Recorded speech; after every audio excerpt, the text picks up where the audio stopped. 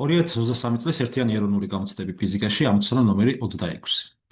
რა მანძილზე უნდა მოვათავსოთ F ფოკუსური მანძილის მქონე შემკრები ლინზის წინ საგანი, რომ მივიღოთ სამჯერ შემცირებული ნამდვილი გამოსახულებაო გეკითხებიან.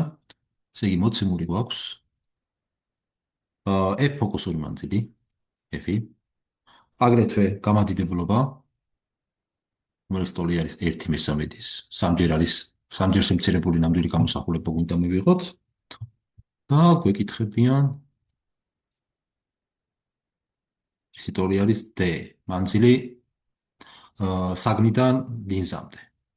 კარგით, მოდით ავიღოთ შემკრები ლინზა. ასე ბატონო, ძამით კარგად დავხაზოთ. არის შემკრები ლინზა.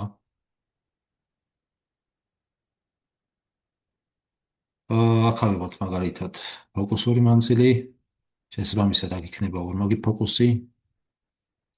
აქეთაც იქნება ფოკუსი. აქ იქნება ორმაგი ფოკუსი.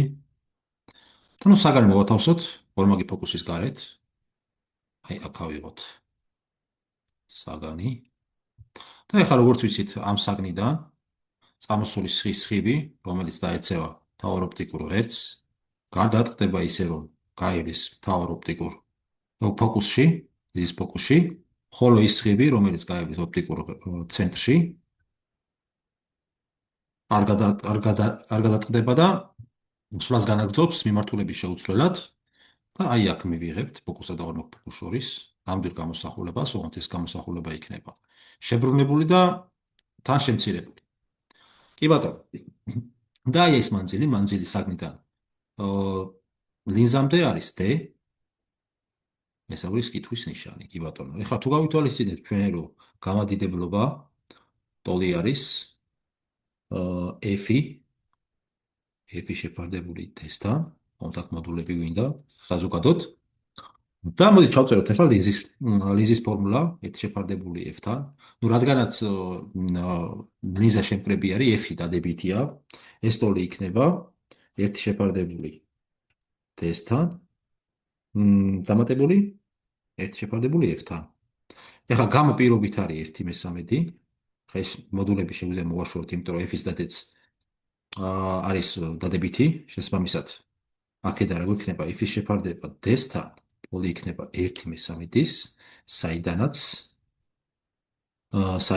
F-ი ტოლი გამოგვდის D/3-ის და ეხლა ეს შევიტანოთ ლინზის ფორმულაში. აბა რა გამოგვივა ნახოთ, ეს ტოლი იქნება ერთი